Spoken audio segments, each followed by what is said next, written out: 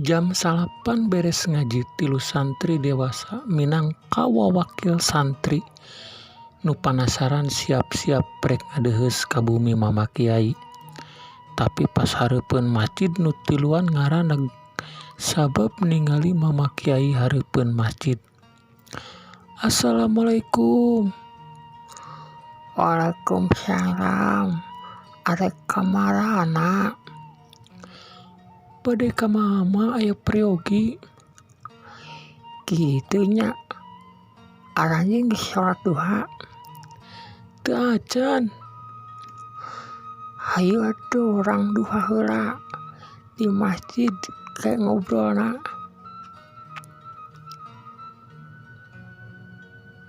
Tas duha. Nu tiluan geuwat kacarai arek wudu. Beres wudu terus ka masjid. Najan santri biasana 2 atawa 4 rakaat. Lantaran Mama Kiai 8 rakaat. Jadi nu tiluan oge milu 8 rakaat. Jadi rada lila.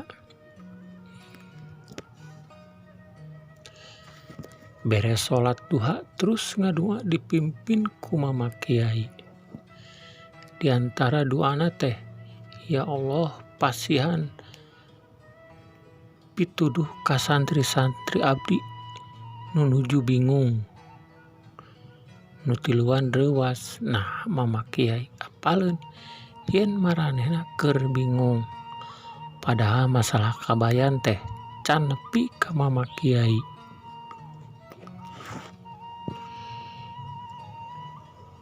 Kitu dari guru mah apal wae mun aya santri nu boga masalah teh. Pan guru mah leuwih seukeut paninggalna dibandingkeun jeung saha oge. Mun kolot mah hariwang sieun anakna teu dahar. Sieun balik ti pondok teh eueuh nu ngajak gawe.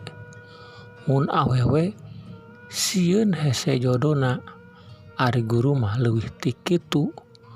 Guru mah ringrang tur hariwang. Sieun muridna teu bisa mawa diri. Sieun teu bisa ngamalkeun ilmu. Sieun teu deukeut jeung Allah. Nu matak aya papatah. Guru ratu wong atuo karo.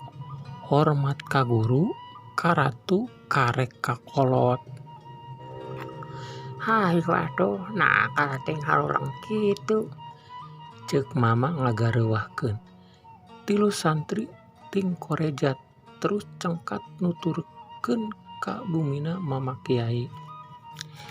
Terus Mama Kiai muka carita. Arwah satu pan ayeuna teh bulan Rajab. Nu tiluan ngajawab meni bareng. Teu. Terus Mama ngawaler deui. Jamid yen Covid tilu da Mama mah keur puasa Rajab. Mang Jamid idit ka dapur deker masak cai jang nyium kopi. Mang Jamid teh lain ngaran asli. Tapi manehna ngarasa merenah. Keneh digeroan ku ngaran Jamid. Sasakalana kieu harita teh keur nyaritakeun isim ngaos ku Mama. Pas nepi kana isim Jamid, isim mustaq Jamid mimiti tunduheun keur kerek. Katinggalieun ku Mama terus dititah digeuingkeun. Mang Jamid nu harita mah masih make ngaran asli ngorejat treuwas bari gigisik pok nyarita. Jamid. Tarik pisan. Babaturanana keur we sareuri. Meureun disangka manehna mah dititah ngajawab. Mama gumujeng bari pok nyaur. Ah dasar si Jamid.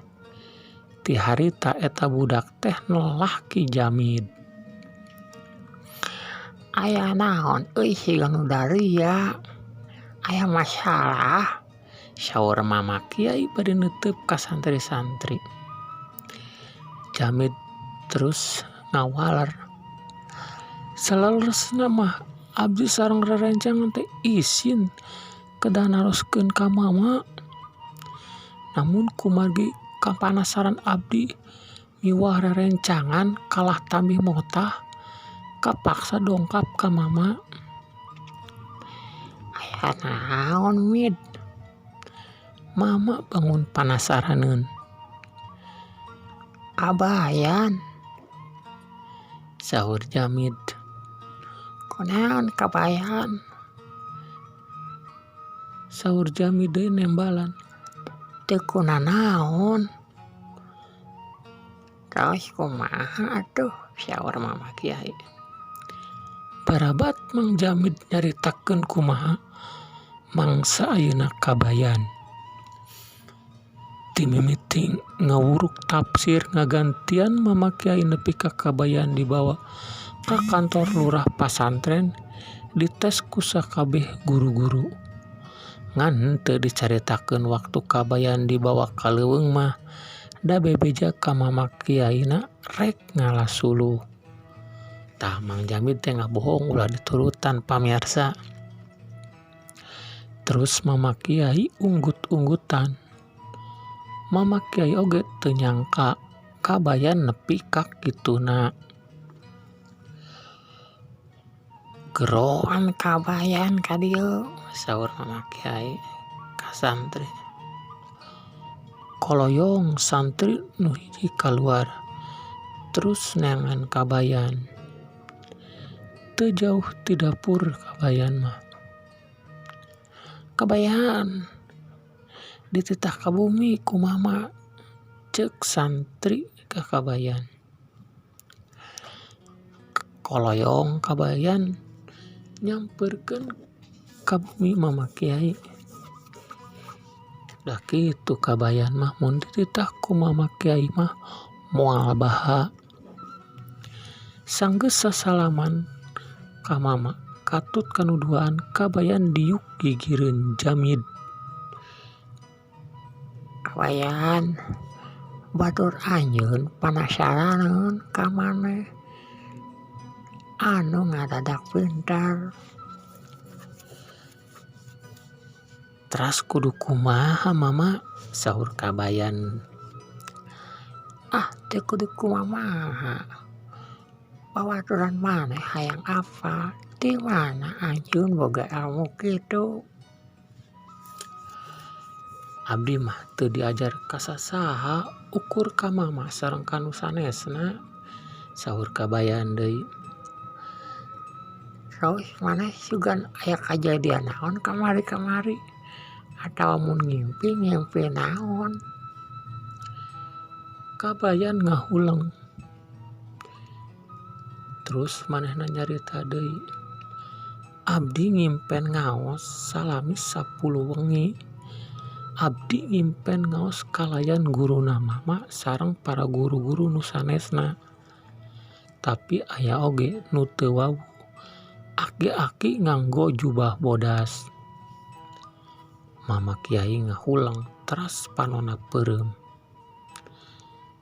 Teu lila mama muka panonna teras nyaur. Ilmu kabayan teh ladang ngabakti ngamulyakeun aranjeun jeung ladang aranjeun nu tiap janari sok ngadoakeun si kabayan. Mama Kiai ngarengap panjang teras nyaur deui.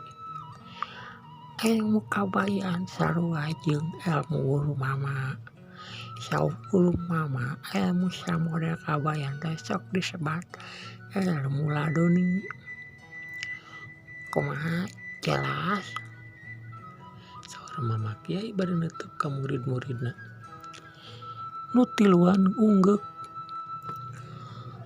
Mun kitu mah jeung geura kacai geus rek ajan lohor. Koloyong nu tiluan kalaluar muru ka kobong.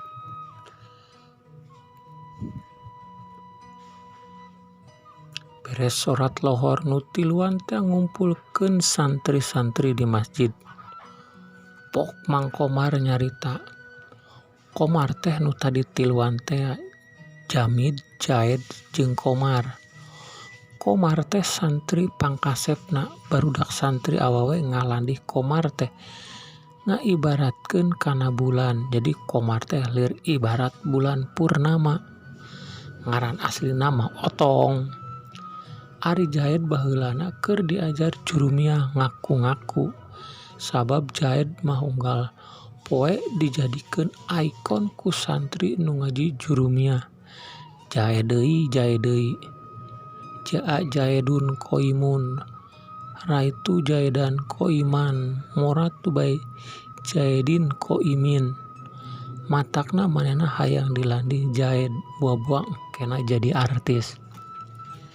Sanggeus kumpul kabeh Kang Lurah biantara nu eusina ngajelaskeun yen kabayan teh diwaris elmu laduni ku Allah. Elmu nu teu bisa dipelajari, ukur jalma-jalma pilihan Allah nu dipaparin ilmu laduni.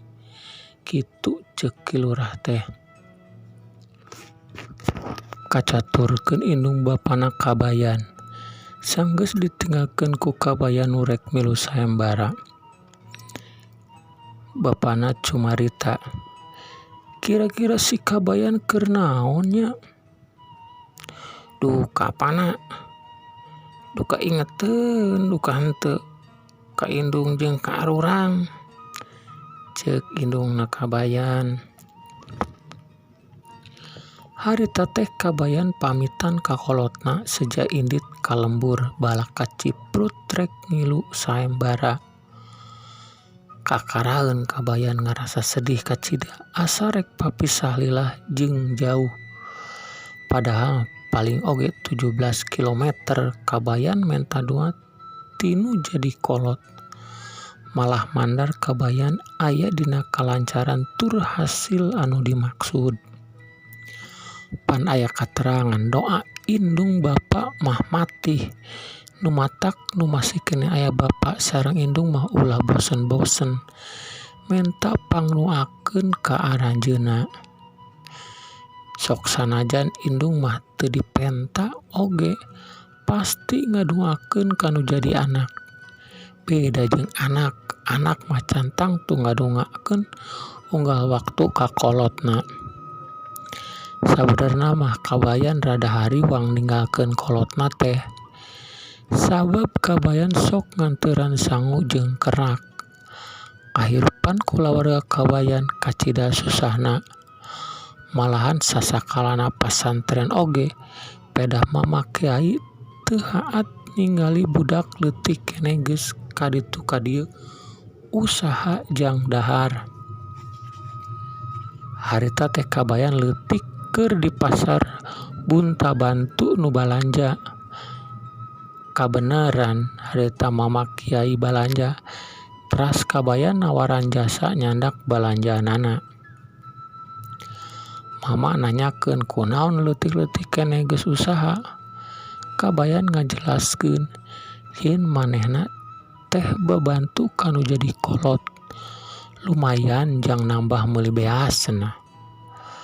Mama kiai meuni asa ngalas ningali kabayan 7 tahunan geus pahibut neangan duit. Akhirna kabayan diajak ka pondok, kabayan teu nyanggupan. Rek bebeja heula ka bapa cenah. Bejakeun ya kolot, ulah mikiran bekal keun wae saaya-aya nu penting mah dahar. Kabayan unggeuk. Gancangna carita indung bapana kabayan ngidenan kabayan masantren. Peperieun ngadidik ku sorangan mah teu bisa. Kitu cenah alesanana teh. Indung bapa kabayan inget wae ka kabayan teu ngeunah dahar, teu ngeunah nginum. Inget kanu jadi anak. Kitu pan ari kolot mah aya paribasa kasih ibu sepanjang jalan, kasih anak sepanjang galah. Atawa samodel tumbak meureunana.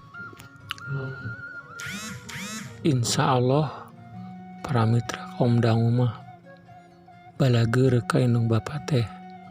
Mudah-mudahan nu masih kene kumplit indung bapana dipasihan kasih kanya kanu jadi kolot sapertinya anak kolot ka anak. Atuh nu sepuh tos teu aya mudah-mudahan ditampi iman Islamna maotna husnul khotimah teu kenging kendat-kendat tuakeun sepuh arurang supados dipasihan kasenangan di alam kuburna. Amin. Ayeuna urang tunda heula inung bapak kabayan nu keur nalangsa inget kanu jadi anak. Urang samper nu boga lakon kocapkeun kabayan. Sayembara teh teu eureun-eureun nu miluan loba ngadongeng lain beak kalah ngalobaan. Eta tuda hadiahna kawin ka Nyi-Iteung parawan geulis tur someah.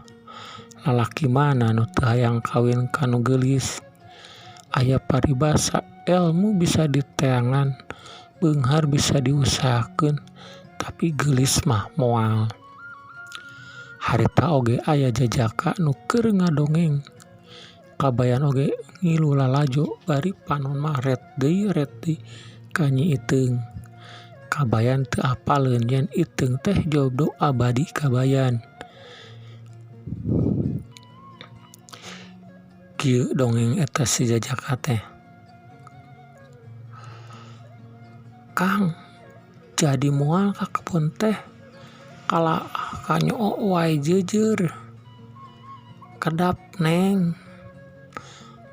Si Akang mah enggal atuh tos siang.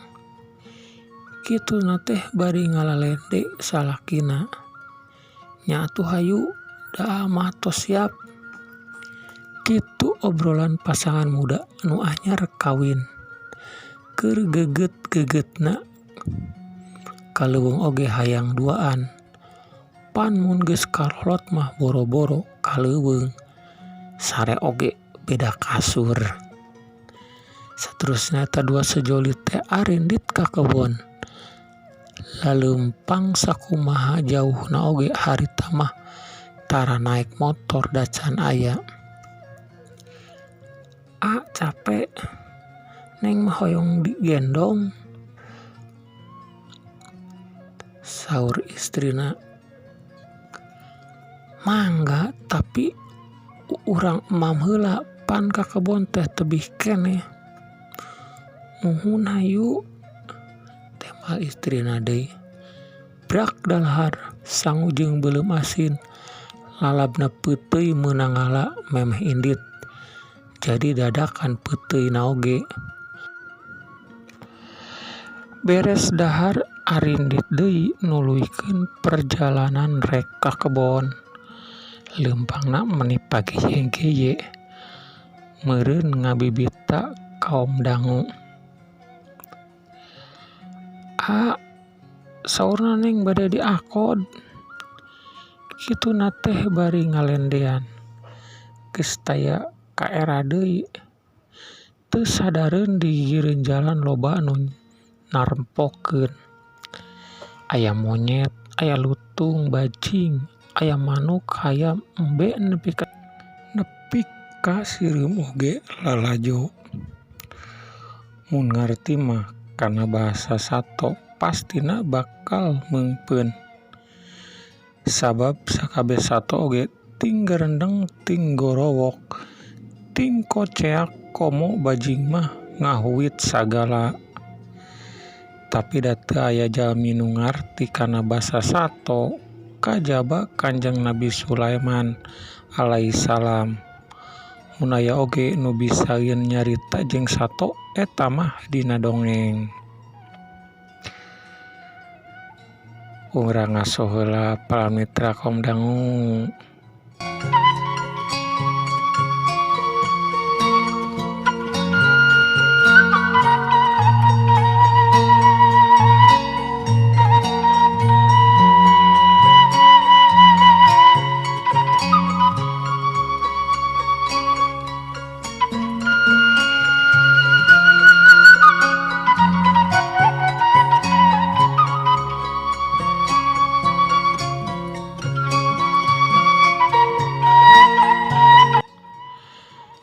Saterusna si Neng teh digendong parat nepi ka kebon. Kitu da ari keur bogoh mah asa hampang we. Panceuk lagu oge ari ku cinta mah tai kotok oge berasa teh ayam. Datang ka kebon teh si Neng mah terus we ngundur. Terus tangkah sugan aya buahan tangkal teh. Katinggal aya sayang manuk. Si Akang terekel naik, sugan we aya anakan. Lumayan bisa dijual. Pas naik kaluhur kleber manuk rada gede kaluar hiber. Ingdungna meureun. Breh teh endog manuk manis lapan.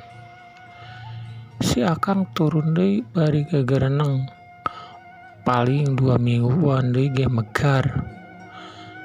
Geus dianggap beres terus we baralik.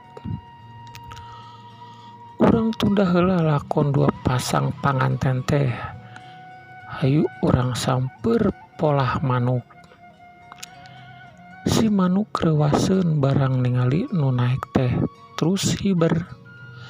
Terus diintip tina rindat jeung gerak-gerikna ku manuk kabacaeun.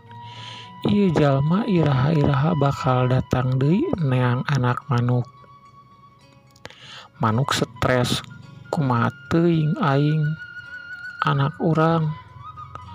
Terus hiber muruk ka hiji tempat rek ngadu ka manusa nu linuhung. Ku elmu jembar ku panalar. Malahan dibere kaistimewaan bisa ngobrol jeung bangsa sato. Bisa naklukeun jin, genderuwo, siluman, jurig, kuntilanak, aden-aden, pocong, kabeh oge taluk ka jalma eta mah. Nu talalian ti Nabi Sulaiman alaihissalam. Tuluy manuk teh keketrok bari uluk salam. Tuh cacak manuk oge boga tatakrama. Teu padu asup wae lamun nganjang teh. Sabada ditanya ku Kanjeng Nabi Sulaiman, si manuk ngajelaskeun yen 2 mingguan deui anakna nu bakal megar rek dicolong ku manusa. Nabi Sulaiman ngutus jin jang nungguan anak manuk salila can bari sahiber mah. Geus kitu mah manuk balik kalayan bunga. Bunga amarwata suta, bunga ka giri-giri, bunga ka bina-bina. Anakna moal tulus diala sabab ditungguan ku bangsa jin anu mangrupa oray gede pisan. Akhirna cunduk kana waktu nincak kana mangsa kalayan deretan taziji hadis kudrotillah. Si Akang geus sagedrek indit kaleuweung rek ngalah manuk tea lantaran ceuk pikiranana anak manuk geus megar. Sorangan ayeuna mah inditna teh da si Neng aya tugas ngajar ibu-ibu di masjid. Aa kadek bekelna candak bilih lapar di kebon.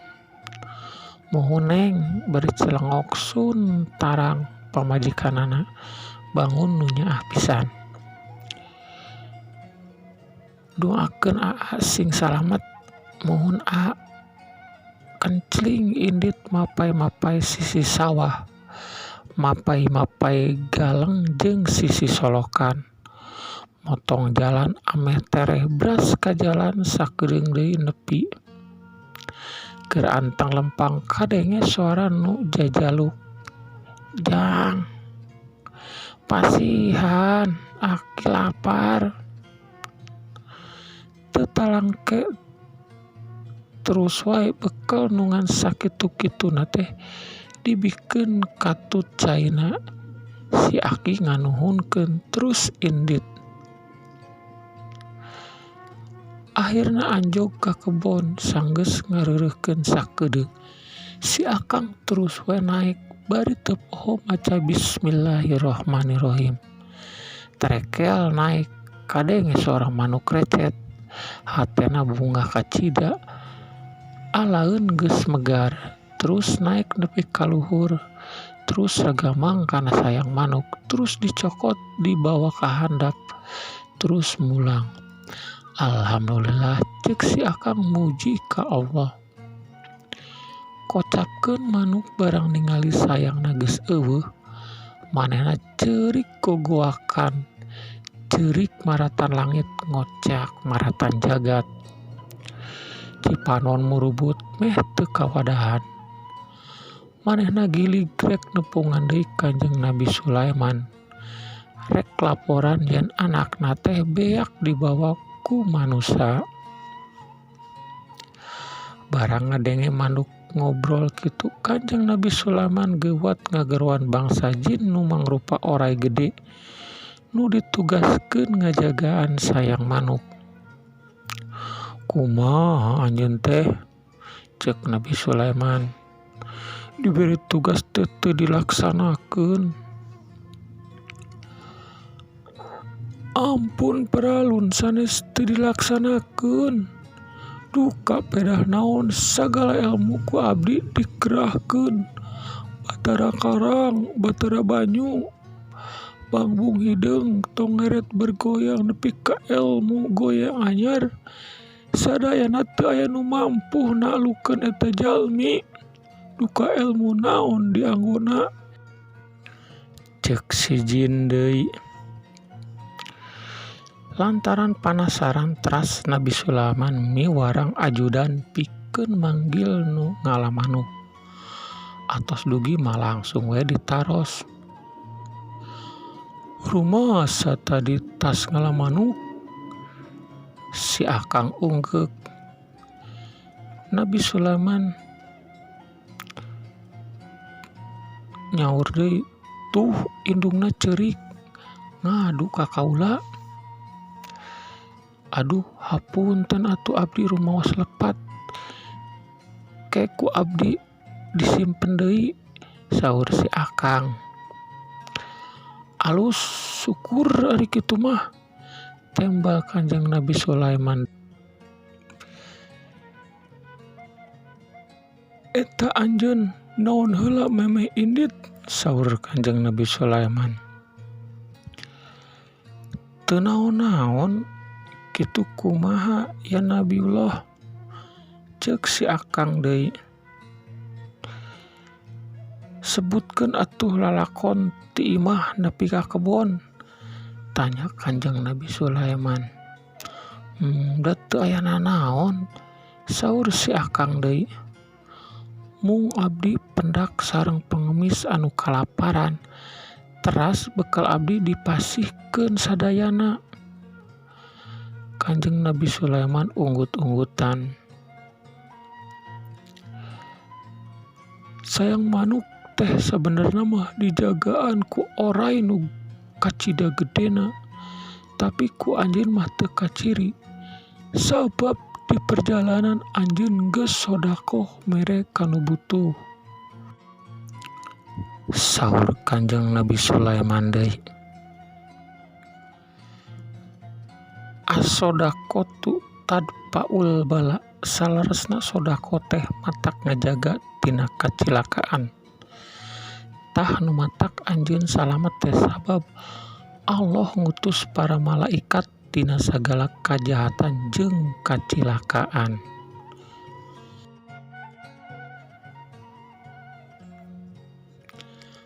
Akhirna si jajaka eleh ngadongengna, manehna nyerah. Bae teu kawin jeung Nyi Iteung oge, awewe mah loba keneh, kitu ceuk pamikirna. Beres salat subuh, teras wiridan.